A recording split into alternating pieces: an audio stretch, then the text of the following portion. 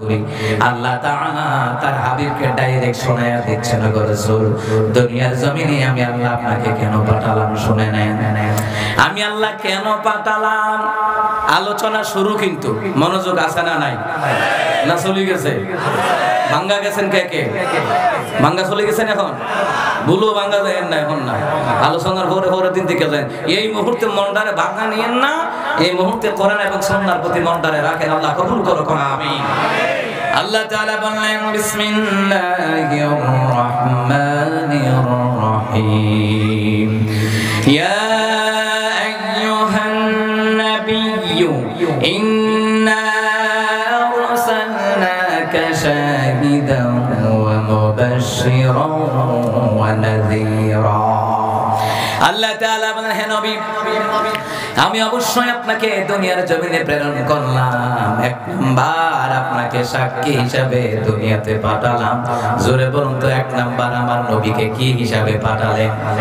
জোরে বলেন, কি হিসাবে? সাক্ষী হিসাবে আল্লাহ তাআলা পাঠালেন। দ্বিতীয় নাম্বার নবী আমি আল্লাহ আপনাকে দুনিয়ার জমিনে পাঠালাম সুসংবাদদাতা হিসাবে। দ্বিতীয় নাম্বার কি? আয়াতের বিষয়বস্তু ভালো করে খেয়াল করেন, ওয়াজ বুঝা যেমন লাগবে, ঠিক না? ঠিক না? মনে হয় হুজুর ওয়াজ ফাটাই লাইবেন, কান্দাই লাইবেন, না বুঝা কানলে লাভ হইব কিতে? কথা হয় না, কথা হয় না। না বুঝা কানলে লাভ হইব? এক রুমের মধ্যে দুই বোন থাকে, দুই বোন কান্দে, দুই বোনের মধ্যে ছোট বোন কান্দে। ও মা এর মা উঠাইছে, উঠে দেখো বড় বোনও কান্দে, মানে বড় জিও কাঁদে, ছোট জিও কাঁদে। তো বড়টারে জিগা, এই খাওয়া দে, এত কান্নার কি আছে? বাপ মরছে না, দাদা মরছে না, দাদি মরছে না, মা মরছে, তুই কান্দুস কা? মা আর পেট ব্যথা, এই জন্য আই কান্দি। আচ্ছা ঠিক আছে, বড় জিয়ের পেট ব্যথা, বড় যে কান্দতেই পারে। ছোটটারে জিগা, তুই কান্দলি কা? বড় আপা কান্দে, এই জন্য আমিও কান্দি। এটার কোনো ভ্যালু আছে? কথা কম, কথা কম। এখন যদি কোন ওয়াজ কান্দায় কান্দায় কিন্তু বুঝা তো কান্দো না, ওয়াজ বুঝা এরপরে কানলে গুনাহ করছে, এটা বুঝা কানলে, নবীর প্রেমে বুঝা কানলে তাহলে লাভ হইব। না বুঝা কানলে আল্লাহ কইব কিতা বুঝা কান্দো? কথা কয়, কথা কয়, বুঝো না কত ওয়াজ। সম্মানিত মুহতারাম হাজিরিন, আল্লাহ তাআলা বললেন দ্বিতীয় নাম্বার আমি আপনাকে সুসংবাদদাতা হিসেবে পাঠালাম। তৃতীয় নাম্বার ওয়ানাযীরা, সতর্ককারী হিসেবে আমি আল্লাহ তাআলা আপনাকে পাঠালাম। তিন নাম্বার আমি আল্লাহ আপনাকে সতর্ককারী হিসেবে পাঠান, গোটা বিশ্ববাসীকে সতর্ক করাবেন। চতুর্থ নাম্বার ওয়াদাইয়ান ইলাল্লাহ, মানুষদেরকে আমি আল্লাহর দিকে ডাকবেন। আল্লাহর দিকে, কার দিকে? আল্লাহর দিকে ডাকবেন, মানুষদেরকে আল্লাহর পথে ডাকবেন। বিইযনিহি ওয়া সিরাজাম মুনীরা। চতুর্থ নাম্বার হলো, পঞ্চম নাম্বার হলো আমি আল্লাহ তাআলা আপনাকে উজ্জ্বল এক আলোকবর্তিকা হিসাবে আমি আল্লাহ দুনিয়ার জমিনে পাঠালাম। সুবহানাল্লাহ। আপনি হলেন দুনিয়ার জন্য নূর, রহমত, আপনি হলেন দুনিয়ার জন্য আলো। ও মুসলমান ইমানদারেরা, যেই জায়গায় আপনি একটা বাতি ধরাবেন, মোম ধরাবেন কিংবা লাইট ধরাবেন, এটা কি একদিকে আলো দিবে নাকি চতুর্দিকে? চতুর্দিকে আলো দিবে। আমার আল্লাহ আমার হাবিবুল্লাহকে দুনিয়ার জমিনে পাঠালেন, ভালো করে খেয়াল করেন। রহমতের নবীকে পাঠালেন গোটা পৃথিবীর মধ্যবর্তী জায়গায়, আল কাবাতুল মুশাররাফা, মধ্যবর্তী জায়গায় যখন আমার নবীকে আল্লাহ তাআলা পাঠালেন, গোটা বিশ্বময় আলোকিত করে দিলেন কে? আল্লাহু আকবার বলবেন না? এইবার আসেন চারটা কথার মধ্যে মূল কথাটা হলো বিইযনিহি ওয়া সিরাজাম মুনীরা। এটা পঞ্চম নাম্বার হিসাবে নেওয়া হয়েছে। ও নবী, এক নাম্বার আমি আল্লাহ আপনাকে সাক্ষ্যদাতা হিসাবে পাঠালাম। দ্বিতীয় নাম্বার সুসংবাদদাতা হিসাবে পাঠালাম। তৃতীয় নাম্বার সতর্ককারী হিসাবে পাঠালাম। চতুর্থ নাম্বার আমি আল্লাহর দিকে মানুষকে ডাকার জন্য পাঠালাম। পঞ্চম নাম্বার বিইযনিহি ওয়া সিরাজাম মুনীরা, গোটা বিশ্ববাসীর জন্য উজ্জ্বল এক আলোকবর্তিকা হিসাবে আমি আল্লাহ তাআলা আপনাকে দুনিয়ার জমিনে প্রেরণ করেছি। সুবহানাল্লাহ। এইবার আল্লাহ বললেন, শোনা নাও, শুধু দুনিয়াবাসীর জন্য না, শুধু দুনিয়াবাসীর জন্য নয়, শুনে নেন, গোটা বিশ্ববাসীর জন্য আমি আল্লাহ আপনাকে উজ্জ্বল আলোকবর্তিকা হিসাবে পাঠালাম। এমনকি আমি রহমত করেও গোটা পৃথিবীর জমিনে আপনাকে পাঠালাম।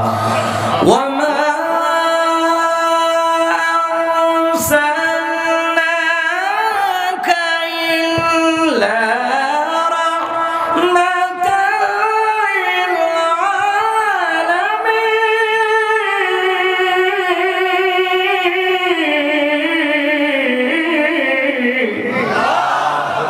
আল্লাহ বললেন সূরা আম্বিয়া 7 নম্বর আয়াতে তাফসীর ইবনে কাসির বর্ণনা এসেছে, ও নবী আমি আল্লাহ তাআলা আপনাকে গোটা বিশ্ববাসীর জন্য রহমত করে পাঠিয়েছেন কে? আল্লাহু আকবার বলবেন না। মুসলমান ইমানদার এবার আল্লাহ বললেন, ওগো নবী আমি আপনাকে 1 নাম্বার সাক্ষ্যদাতা হিসাবে পাঠালাম। সাক্ষ্য, ও নবী সাক্ষ্য হলো 2 প্রকার। এক প্রকার সাক্ষী হলো আপনার পক্ষে, আরেক প্রকার সাক্ষী হলো আপনার বিপক্ষে। নবীকে আল্লাহ জানিয়ে দিচ্ছেন তাফসীর ইবনে কাসিরের বর্ণনায়, ও নবী দুনিয়াতে যারা আমি আল্লাহকে ইলাহকে মেনে নিয়েছে, ও নবী দুনিয়াতে আপনি নবীকে যারা নবী হিসাবে মেনে নিয়েছে, দুনিয়ার জমিনে যা কিছু আছে দেখে নাই বিশ্বাস করেছে, দেখার পরও বিশ্বাস করেছে, 7টি বিষয়ের উপরে ঈমান এনেছে। আল্লাহ বললেন ও নবী আপনি তাদের জন্য পরকালে সাক্ষী হয়ে যাবেন। ওই সাক্ষীর উপরে ভিত্তি করে আমি আল্লাহ তাদেরকে জান্নাত আমি আল্লাহ দান করে দেব। সাক্ষী হলো পক্ষে, আরেকটা হলো বিপক্ষের সাক্ষী। বিপক্ষের সাক্ষীটা হবে সবচেয়ে বড় ভয়ঙ্কর। ও মুসলমান ইমানদারেরা, নবী আলাইহিস সালাতু ওয়াস সালাম তিনি বললেন কিয়ামতের ময়দানে আমি নবী হাউজে কাউসারে যাব, আমিও যাব, একদল উম্মতেরাও যাবে। যাওয়ার পরে মাঝখানে পর্দা পড়ে যাবে, আমি চিনবো আল্লাহ এরা তো আমার উম্মত, এদের নবী হলাম আমি।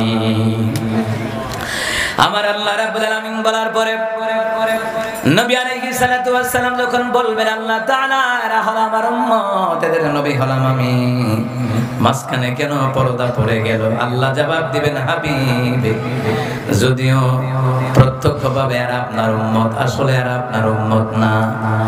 ও নবী এরা আপনার আসল উম্মত না, কারণ হলো দুনিয়ার জমিন থেকে চলে আসার পরে আপনার সুন্নতের মধ্যে বেদাত ঢুকাইছে। আছে না? মিলাদুন নবী উপলক্ষে জশ্নে জুলুসে মুলুসে কুলুসে করো, এই সম্পন্ন হলো বেদাতের দল। এটার বলা জোরে আইয়ে না, বেজাল আছে লাগে নাকি? ও মুসলমান, নবী আলাইহিস সালাম যেটা পালন করেছেন, যেটা আমাদেরকে করার জন্য বলেছেন, এটা হলো সুন্নাহ। নবী আলাইহিস সালাম যেটা করেন নাই, বলেও যান নাই, নবীর জন্মদিন উপলক্ষে যারা জশ্নে জুলুস কইরা লাফালাফি করে, খিচুড়ি খায়, বিরিয়ানি খায়, এরা হলো বেদাতি ভণ্ডারের দল। নবীর সুন্নতের সাথে এদের কোনো সম্পর্ক না। আম্মা জান আয়েশা কি বললেন শুনেন, বুখারী মুসলিমের বর্ণনায় আম্মা জান আয়েশা রাদিয়াল্লাহু তাআলা আনহা, এটা পুরোটাই বেদাত। নবী রোজা রাখা পছন্দ করতেন, তাহলে আমরা যদি নবীর আশিক হয়ে থাকি তাহলে আমরা রোজা রাখবো ওই দিন, কোনো বেদাত করব না। কথা কটে কি না? এরা আবার দলিল দেয়, চট্টগ্রামে কতগুলো বেদাতের আখড়া আছে, শয়তান আছে, এরা কয় সালেহ আহমদ তাকরিম যখন সে বিশ্বজয়ী কোরআনের হাফেজ হইল, দ্বিতীয় স্থান না তৃতীয় স্থান করেছিল, বলে প্রথম স্থান অর্জন করেছিল। বলতেছে সালেহ আহমদ তাকরিমকে যদি আপনার এয়ারপোর্ট থেকে লাল গালিচা দিয়ে সংবর্ধনা দেওয়া হয়, নবী আগমন করেছেন, নবী বাড়ির রবিউল আউয়ালের দিন আগমন করেছেন, তো নবীর জন্মদিনে আমরাও মিছিল মিটিং করলে তোমাদের এত গা জ্বলে কেন? আমাদেরকে বলে তো জ্বলবো না। নবী যে আইসে বাড়ির রবিউল আউয়ালে, সালেহ আহমদ তাকরিমকে তো আমরা দেখছি, দেখার পরে তাকে একটা বিশ্বজয়ী সংবর্ধনা আমরা দিলাম। কথা কটে কি না? তো নবী যে এয়ারপোর্ট থেকে আইলো, তুই দেখছ করতে, তুই দেখছ নবী আলাইহিস সালাম কি দুনিয়াতে আছেন না পরজগতে? কথা কয় না। ওয়াজ কি আর জীবনে শুনেন না? আপনি শুনতেছেন রাসূল কি নবী আলাইহিস সালাতু ওয়াস সালাম তো চলে গেছেন, ঠিক না? ঠিক না? নবী আলাইহিস সালাম তো দুনিয়া থেকে ওফাত গ্রহণ করেছেন। রাসূল যে রবিউল আউয়ালের দিন নবী আলাইহিস সালাম দুনিয়াতে এসেছেন, কিন্তু প্রকাশ্য ভাবে কি আমরা এয়ারপোর্ট দেখছি? মক্কা মদিনায় গেলে দেখছি, তো দেখলে না শুভেচ্ছা দিতাম, তো দেখছো রাসূলের সাল্লাল্লাহু আলাইহি ওয়াসাল্লাম তো পরজগতে আছেন। বন্দের দল কইলে কোতালি আর কই জুতার কালি, উদাহরণ দেয় কই দেখেন ব্যাক করলের দল। একবার দেওবন্দের হুজুরে কইছে, হুজুর আমগলাকে চাকরি করতে হইলে হেইয়া মিলাদ কেন করতে হইবে, কেন তো নবী আইবো এর লাগা। তো হুজুর জুমার নামাজের পরে বুঝেন না কিয়ামত হারাইছে, আধা ঘন্টা বয় না, সভাপতিকে হুজুর বইয়ালাম, হুজুর কো নবী যে আইছে গেছে না, তো গেলে না বইতা। এরপরে সভাপতি আর বুঝ হইছে, হুজুর আমরা বইয়ালাম হুজুর বুঝ হইছে। শয়তানের দল। হাজির নাজির একমাত্র কে? নবীকে যারা হাজির নাজির মনে করে, বোঝা লাগবে এদের ইমানে দুর্বলতা আছে, এরা মুশরিকের দল। কারণ হাজির নাজির হওয়ার ক্ষমতা একমাত্র আল্লাহর কথা। ঠিক কি না? নবী আলাইহিস সালামকে হাজির নাজির যারা বলে মানে এদের ঈমান নাই, এরা মুশরিক। কারণ হাজির নাজির বলে নবীকে অপমান করা হয়, কথা কোন ঠিক কি না? রাসূল সাল্লাল্লাহু আলাইহি সাল্লামকে অপমান করা হয় তো মক্কা মদিনায় যাস কা গরখানে মিলাদ কেন কোন নবী আইয়া থাকবো তো তুই যাস তো মক্কা মদিনায় গাধা কোন কাম। এই জন্য মুসলমান সাবধান, দাজ্জালের ফিতনা থেকে আমাদের ঈমানকে বাঁচাতে হবে। ও মুসলমান ঈমানদারেরা, নবী আলাইহিস সালাম বলবেন দুনিয়ার জমিনে আমার নাম নিয়ে এমন হাদিসও চালায়া দেয়, এমন কথা কয় যে নবী বলছে, এরকম কয় না? নাউজুবিল্লাহ বলবেন না?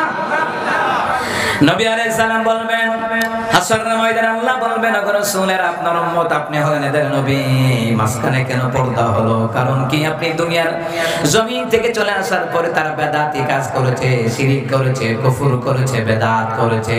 ওগো রাসূলের আপনার উম্মত নয়, তখন নবী কি করবেন? সুবহান লিমান রাকিয়ারা, দূর হয়ে যা, দূর হয়ে যা। নবী আলাইহিস সালাম সুন্নাত পদ্ধতির মধ্যে ব্যাঘাত ঘটিয়েছে, বিকৃতি ঘটিয়েছে, এমন ভণ্ড বাংলার জমিনে আসে না নাই? আরে কথা কোন আসে না নাই? এরা সবক দেয় নবীর তরিকা বাদ দিয়ে, এদের সবক দেয় নবী আলাইহিস সালামের তরিকা হলো তোমরা বেশি বেশি পড়বা সুবহানাল্লাহি ওয়াল হামদুলিল্লাহি লা ইলাহা ইল্লাল্লাহ আল্লাহু আকবার ওয়া লিল্লাহিল হামদ। আর এরা ঢুকায়া দিয়েছে বাবার নামে জিকির কর।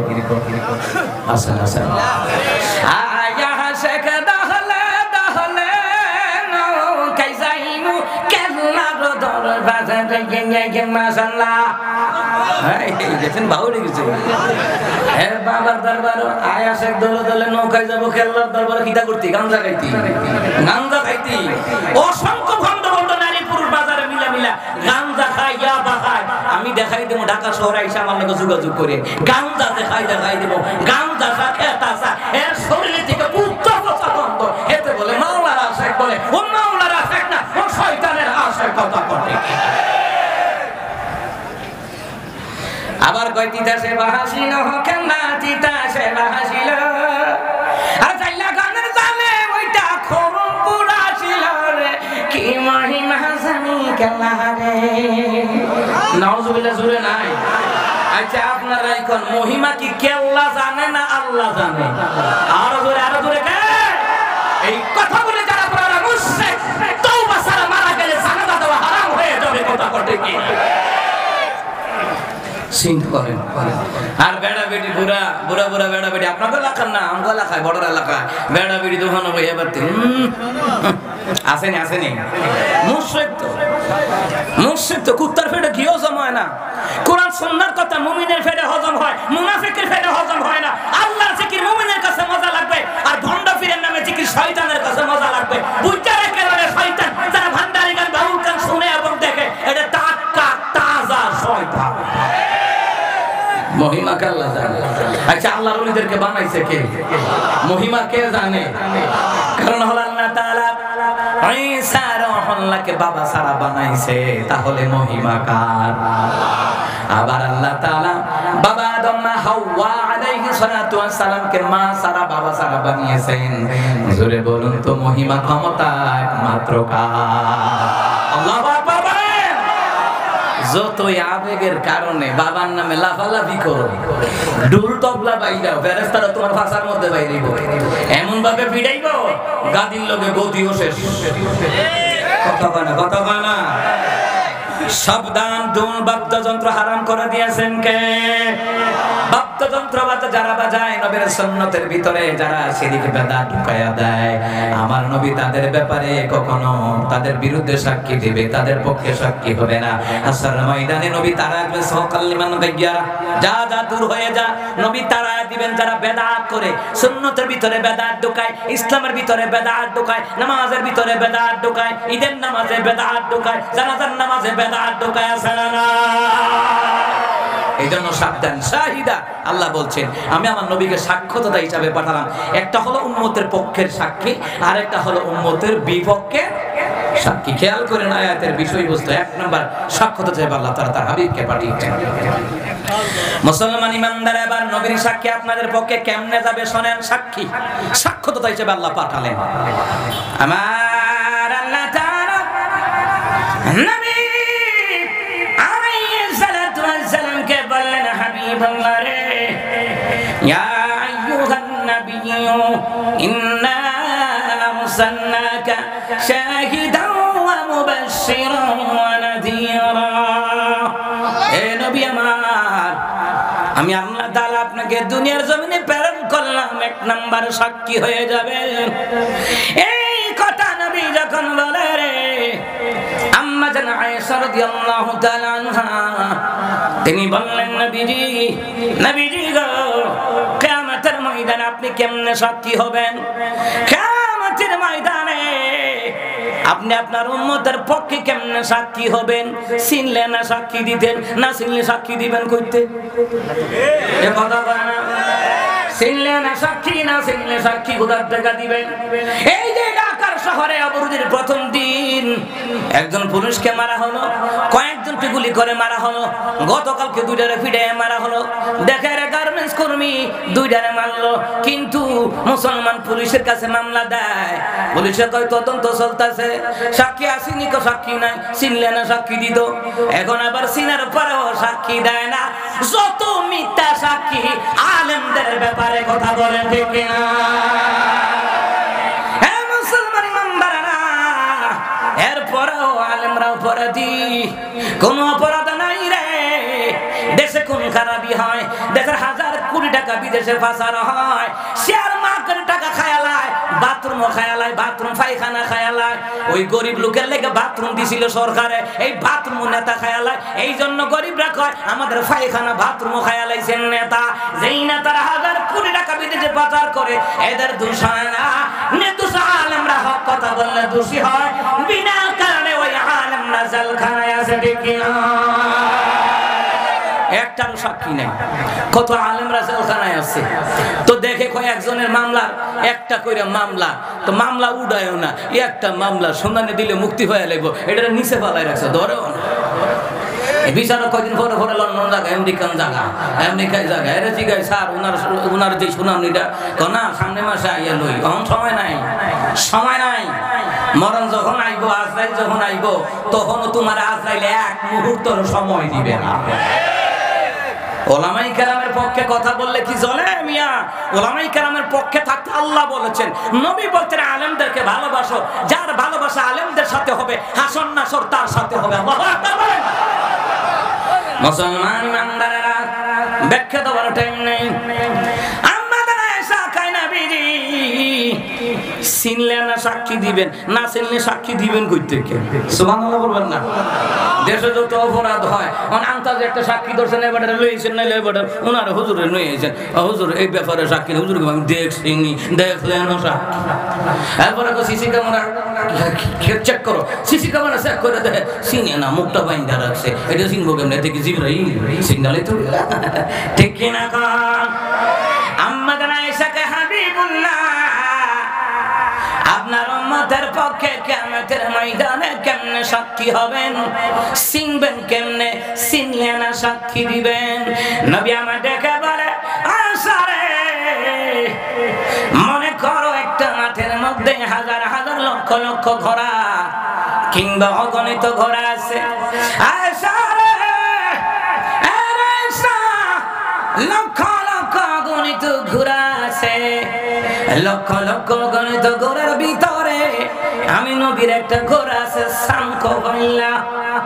আয়েশা রে, বলো না, এই লক্ষ লক্ষ ঘোড়ার ভিতরে একটা মাত্র ঘোড়া আছে, ওইটা আমার সানকোবাইল্লা ঘোড়া।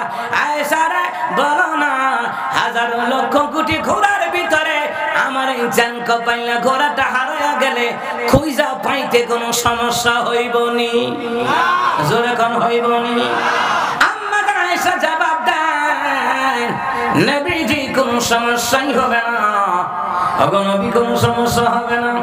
নবী বলেন, আয়েশা রে, তেমনি করে কিয়ামতের ময়দানে অসংখ্য নবীরা থাকবে, 1,23,999 জন পয়গম্বর থাকবে, তাদের অগণিত কোটি কোটি উম্মতরা থাকবে রে আয়েশা।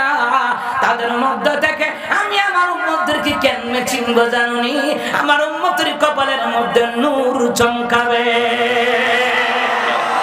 একমাত্র আমি নবীর উম্মতের কপালের মধ্যে নূর চমকাবে কুরআন মুহাজ্জালিন রিয়াদুস সালিহিন তৃতীয় খণ্ড বুখারী মুসলিমের মধ্যে এসেছে নবী বললেন কুরআন মুহাজ্জালিন তাদের কপালের মধ্যে নূর চমকাবে আল্লাহু আকবার আম্মা আয়েশা রাদিয়াল্লাহু তাআলা আনহা তিনি বলার পরে নবী বলেন আয়েশা রে তাহাই নয় আয়েশা আমার উম্মতেরা পাঁচ ওয়াক্ত নামাজের আগে ওযু করত ওযু করার ক্ষেত্রে হাত ধৌত করা হয়েছে মুখমণ্ডল ধৌত করা হয়েছে মাথা মাসাও করা হয়েছে দুই পায়ের টাকনু পর্যন্ত ধৌত করা হয়েছে আয়েশা আয়েশা আমার উম্মতের মধ্যে হাসরের ময়দানে তারা যে ওযু করে নামাজের আগে ওযু করতো ওই ওযু করার অঙ্গ প্রত্যঙ্গগুলো যে ধৌত করেছে ওযু করার সময় ওই প্রত্যেকটি অঙ্গ প্রত্যঙ্গগুলোর মধ্যে নূর চমকাবে আমি রাসূল তাদেরকে দেখে দেখে চিনবো তুমি যে বললা চিনবা কেমনে ওযু যে করছে আমি চিনবো ওযু করার ক্ষেত্রে তাদের কপালে নূর চমকাবে মুখমণ্ডলে নূর চমকাবে হাতে নূর চমকাবে পায়ে নূর চমকাবে মাথার মধ্যে নূর চমকাবে আমি দেখে দেখে চিনবার আয়েশা চিনার পরে আমি আল্লাহর কাছে সাক্ষী দিব আল্লাহ এরাই হলো আমি নবীর উম্মতের দল কথা বলেন আল্লাহু আকবার রাসূল বলেন আয়েশা এটা আমি চিনলাম চিনার পরে আমি আল্লাহর কাছে সাক্ষী দেব এইজন্যই তো আল্লাহ কয় নবী শাহিদা আমি আল্লাহ আপনাকে সাক্ষ্যদাতা হিসেবে পাঠালাম আল্লাহু আকবার দৌড়ারবের মোরর বুকে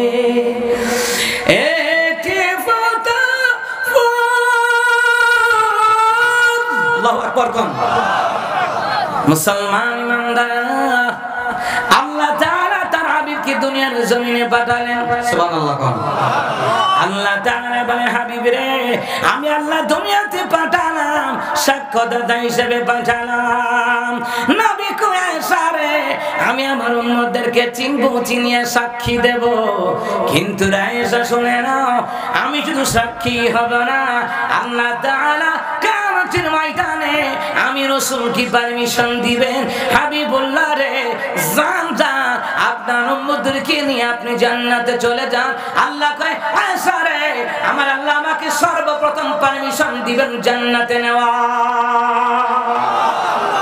কিয়ামতের ময়দানে হাসরের ময়দানে নবী আলাইহিস সালাম কাঁদবে সমস্ত নবীরা কাঁদবে নাফসি নাফসি বলে বেহুশ হয়ে যাবে নবী বলছেন তাফসীর ইবনে কাসিরের মধ্যে এসেছে আব্দুল্লাহ ইবনে মাসউদ রাদিয়াল্লাহু তাআলা তিনি বললেন নবী আলাইহিস সালাম বললেন কিয়ামতের ময়দানে মাকামে মাহমুদে গিয়ে আমার নবী সাজদায় পড়ে যাবে সাজদায় পড়িয়া কাঁদবে রে আল্লাহর কাছে কাঁদবে আমার আল্লাহ বলবে হাবিবুল্লাহ রে এই কিয়ামতের ময়দান এই হাসরের ময়দান হে হাবিবুল্লাহ আজকে কান্নার দিন না আজকে আপনার খুশির দিন জোরে পড়েন আল্লাহ বলছেন হাবিব আজকে তো খুশির দিন কত কাঁদবেন নবী বলছেন মাকামে মাহমুদে গিয়ে সিজদায় পড়ে যাব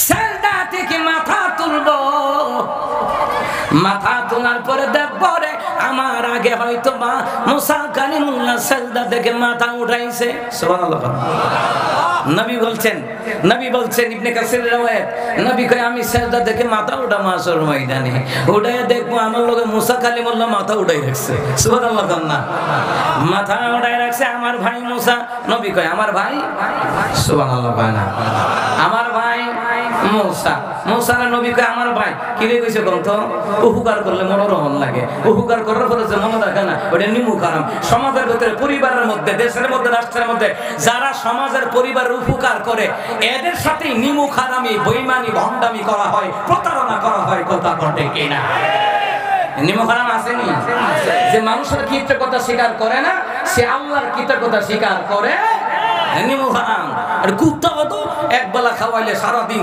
আপনার পিছনে ঘুরবো মানুষ রূপে কুকুরে খাওয়াই তারবেন কিন্তু কাম হইতো না ওটা কুত্তার মতো সারা জীবন আপনার পিছনে কামড়া কামড়ি করবে কথা ঘটে কিনা নবী কয় আমার ভাই মুসা উপকার করছে তো এর লাগি আমার ভাই মুসা উপকার করছে ভাই কথা দিও যদি উপকার করে সে আপনার ভাই সুবহানাল্লাহ কইতেন না কি বুঝলেন নবী কয় মুসা কালিমুল্লাহ আমার কেন ভাই জানো নি? একটু বলবো, মজা লাগে? সুবহানাল্লাহ কইতেন না? ওয়াযাক্কির ফাইন্না যিকরা তানফাউল মুমিনিন।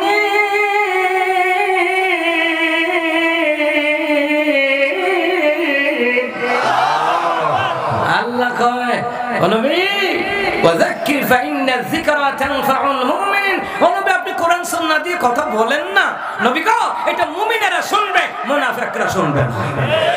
মুমিনেরা শুনবে, মুনাফিকরা শুনবে না।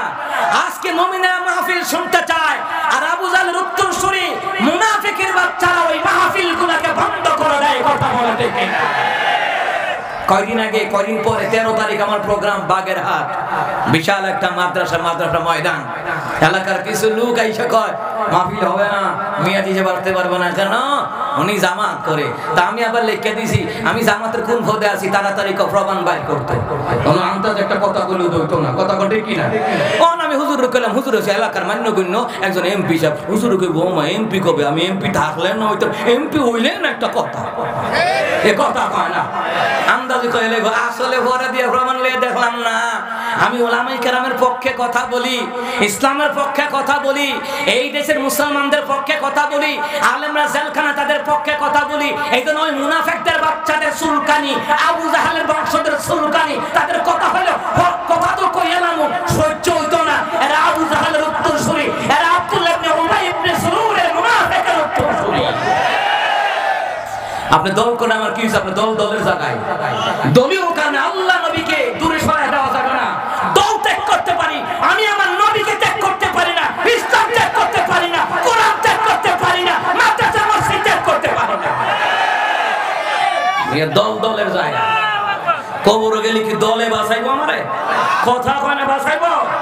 একটা দলের তারা বাঁচাবে, ইন্না দীনা ইনদাল্লাহিল ইসলাম। কোন দলের পিছনে দৌড়ানি? যুবক, দলের জায়গায়। কিন্তু মসজিদের কাজের জন্য সমস্ত দলের তারা এক হয়ে কাজ করা লাগবে। মাহফিল হলে সমস্ত দলের তারা মিলে যাবো, কারণ আমরা সমস্ত দলের তারা মুসলমান। শুধু এলাকার কবরে শুধু আওয়ামী লীগের তারা শুয়ে রয়েছে না, বিএনপির তারা শুয়ে রয়েছে না, হেফাজতের তারা শুয়ে রয়েছে না, জামাত জাতীয় পার্টি তারা শুয়ে রয়েছে না। সমস্ত দলের মা বাপ বংশধর কবর আছে, সকলের জন্য দোয়া হবে। ওই মুনাফিকের বাচ্চাগুলি নিজেরাও কোরআন শুনবে না, নিজেরাও শুনবে না, অন্যকেও শুনতে দেয় না। এমন মুনাফিক মারা গেলে জানাজা দিলেও কাজ হবে না।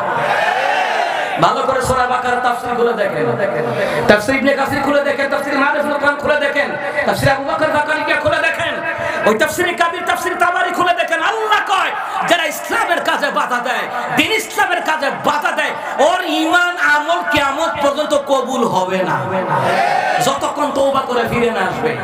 সাধারণ মনে করছো প্রতি বছর মমতাজের মতন উমরা করতে যাইবা, কাম হইতো না। উমরা কইরে আরো গুমরা হইতারবা, কাম হতো না। দিল থেকে ইসলাম বিদ্বেষী কথা বন্ধ করতে হবে, কোরআন সুন্নাহর বিরুদ্ধে কথা বলা বন্ধ করতে হবে, আলেমদের বিরুদ্ধে কথা বলা ষড়যন্ত্র করা বন্ধ করতে হবে। আকীদা সাফ না করলে তোমার নামাজ ও উমরা কবুল হবে না। লিওয়াজও কান্দাইলে ঈশ্বর বমিয়া হক কথা শুনুন লাগতো না? হক কথা শুনলে যাদের মজা লাগে, নবী কয় তার ঈমান আল্লাহ বাড়ায়া দেয়। হক কথা শুনলে যাদের মজা লাগে, ও মরতে দেরি হবে, কবরটাকে আল্লাহ পাক ঈমানের নূর দ্বারা আলোকিত করে দিবে। হক কথা বলা যাবে না, নিষেধ দেয়। আসলে দল ভেক্টর না, মেইন কথা হইছে আন্তাজে একটা অপবাদ দিয়ে উসিলা দিয়ে মাহফিলটা বন্ধ করুন। আর কিন গেলে নালে না গেলাম, রিজিকের মালিক কে? এই জন্য তোমরা তেল দিয়ে চলনের সময় নাই। কথা কয় না? দুনিয়ার কয়েকটা জিন্দিগি লেগে তেল দেওয়ানোর সময় আছে, আর দুনিয়াতে কয়েকটা জিন্দিগি। আখিরাতের তুলনায় দুনিয়াতে 2 মিনিটও আমরা বাঁচি না।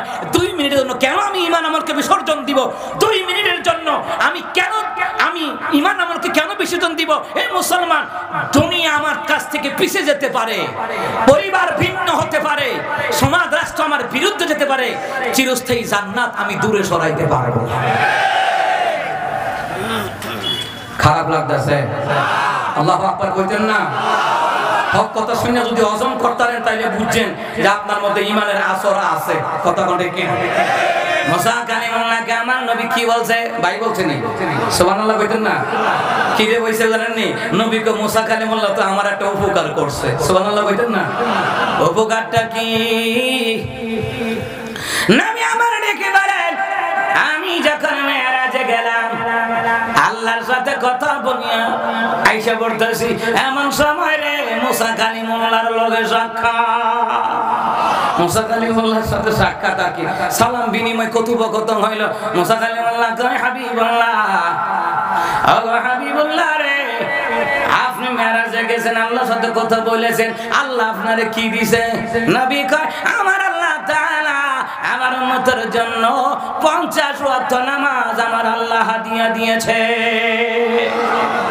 মুসা কালিমুল্লাহ 50 ওয়াক্ত হুজুর আপনি একটা কাজ করেন আপনি আল্লাহর কাছে ফিরে যান নবী কই কেন মুসা কালিমুল্লাহ বললেন হাবিবুল্লাহ আমি মুসা কালিমুল্লাহর উম্মতের উপরে 2 ওয়াক্ত নামাজ আছিল ফরজ 2 ওয়াক্ত নামাজ আল্লাহ ভালো করে পড়ছে না আপনার উম্মতের হায়াত হইল 40 50 60 বছর এটি 50 ওয়াক্ত কোন মালা পড়ব সুবহানাল্লাহ না আসলে তো কথা ঠিক 50 ওয়াক্ত কোন মালা পড়ব খানার টাইম কম ঘুমানোর টাইম কম বউ বাচ্চার সময় ধরনের কান টাইম কম অফিস আদালতের সময় ধর সময় কম হাবিবুল্লাহ আপনি আপনার মাওলার কাছে আপনি ফিরে যান গিয়ে বললেন গো যেন কমায়া দেয় সুবহানাল্লাহ না আমার আল্লাহ আবার ফিরে যায় যাওয়ার পরে আলামিন রে এ রব্বুল আলামিন ইয়া রাব্বাল আলামিন আল্লাহ তাআলা আমি আসছিলাম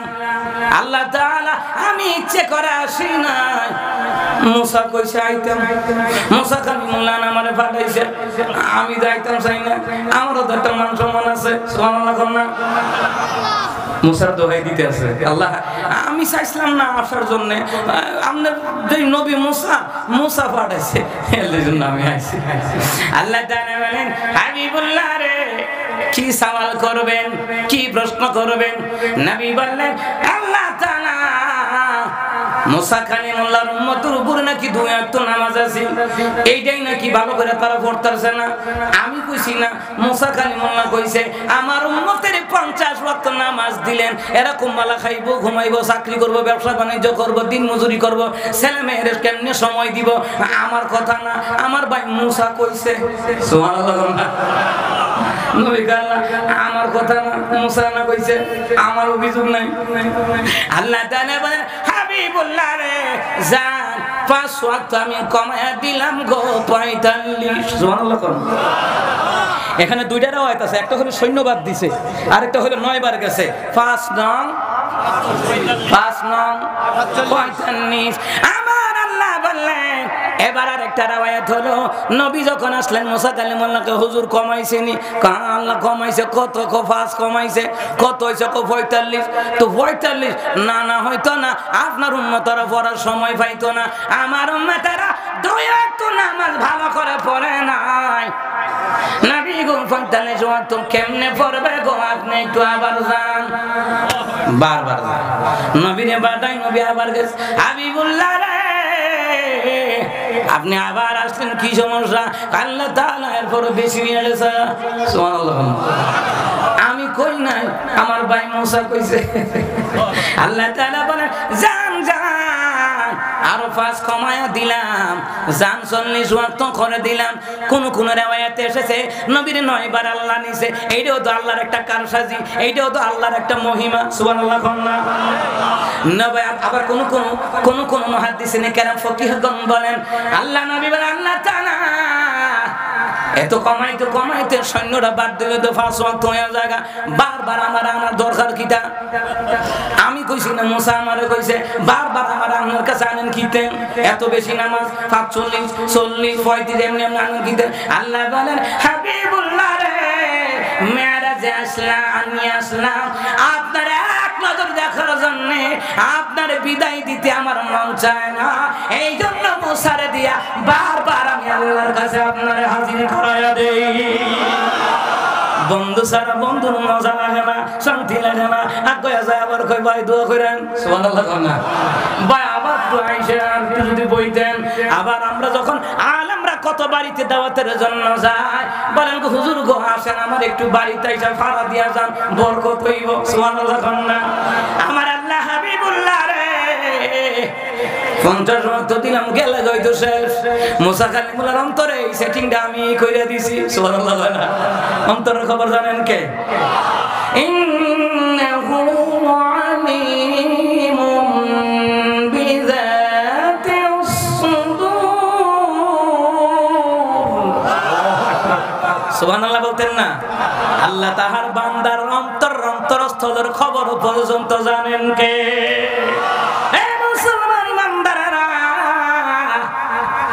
এবার দেখেন নবী আলাইহিস সালাম আসলেন মুসা কালিমুল্লাহকে, আল্লাহ বলে হাবিব রে জান কমায়া দিলাম, আমি আল্লাহ তাআলা আপনার জন্য তোর জন্য 5 ওয়াক্ত নামাজ ফরজ করে দিলাম। নবী চলে আসলেন, মুসা আবার জিগায় কত কমাইছেন? সুবহানাল্লাহ না? মুসা কালিমুল্লাহ বলার পরে আমার নবী বলেন, এ মুসা কালিমুল্লাহ আমার ভাই, আল্লাহ তাআলা 5 ওয়াক্ত করিয়া দিয়েছে।